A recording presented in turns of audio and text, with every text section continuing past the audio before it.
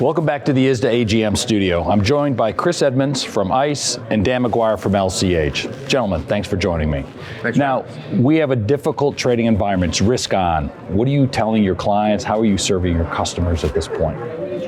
You know, it's interesting. We've been here at the conference this week, and there have been a lot of conversation about all the challenges that we're faced in the industry, and you can name it. You know, debt ceiling, regulatory pieces, uncertainty around where they're going. There's also a tremendous amount of opportunity. So for us, it's just making sure that we're able to meet that opportunity, push forward at the end of the day, make sure that the products and services we're offering them are meeting the clients where they need to be in a capital efficient manner. Fantastic. Dan? Similar to Chris, and a little bit of the message is keep calm and carry on. You know, there's a lot of potential volatility out there. Central banks have moved, inflation's moved, lots of crises. There's the debt ceiling on the horizon as well. So it's really, everybody knows the drill. Everyone's got good muscle memory. Make sure we're all pre-prepared and ready for any kind of eventuality, and just really keeping calm. Yeah, fantastic. There has been a theme of technology, innovation, data, and you, in both of your organizations, are thinking about the future. How are you preparing for that? What new services or ideas and data services are you offering? Look, at the end of the day, data is driving a lot of our business, and we, for a number of years, have looked at this flywheel effect where, you know, data drives a decision, a trade is made, it's cleared, then it's evaluated, and then we do all that over again. How many times a day can we do that? How many times a minute can we do that? How many times a second can we do that?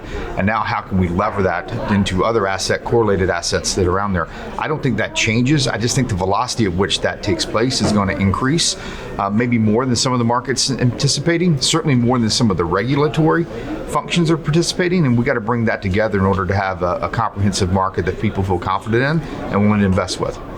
Dan? Clearly data is driving everything, but the way we're thinking about things is, as we look at the marketplace as a whole, what are the things that we can do in there, because it's a pretty crowded space, and we're looking at really the uncleared derivative space and how can we make that process more efficient. And if you look across the whole space, collateral is moving around too slowly, so how can we speed that up? How can we make it more efficient? How can we make your capital more efficient? So these are the kind of areas we're really focused on, using data, using technology, but making sure we're doing it in that sort of resilient, regulated way. We also have to bring the market participants along. If you guys are prepared and offering these services, are they going to be ready to tap into this? You think they're going to be ready? Well, it's a great question. I think there are certain parties will be, but there are always early adopters when new technology makes a disruptive push into the industry. But that's what keeps us honest. There's a lot of job security around for people to be part of that transformation that happens. You know, I'm not going to pick winners and losers. Our job is to provide confidence, clear rules, much like you all here at ISDA. Understand the rules, make sure that you're executing those rules consistently the same way every day. And the market, there are two sides to every market, and the market will make a decision who's right and who's wrong over time. How are they getting ready? I think it's a great question. If you stand still, you're going backwards. So everybody has to evolve, everybody has to change.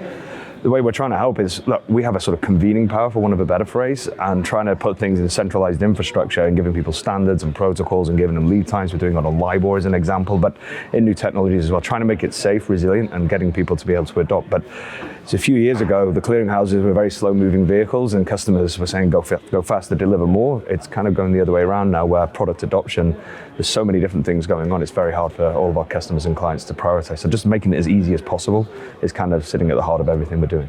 Fantastic. Thanks for joining me at the AGM studio, and thanks for your leadership in this space. Thank you. Thank you, Scott.